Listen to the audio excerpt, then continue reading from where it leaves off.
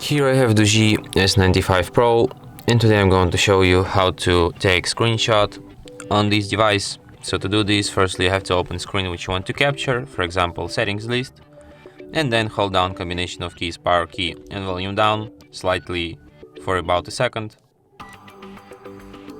and that's how you can take screenshot. Let me show you one more time. Power key, volume down,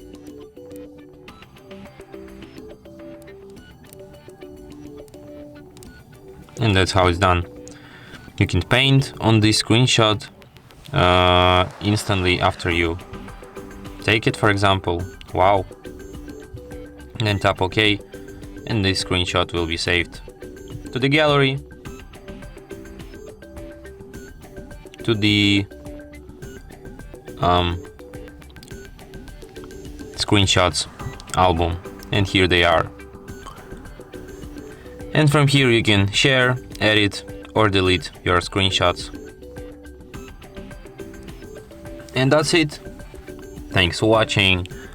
If you find this tutorial useful, don't forget to hit that like button and subscribe to our channel.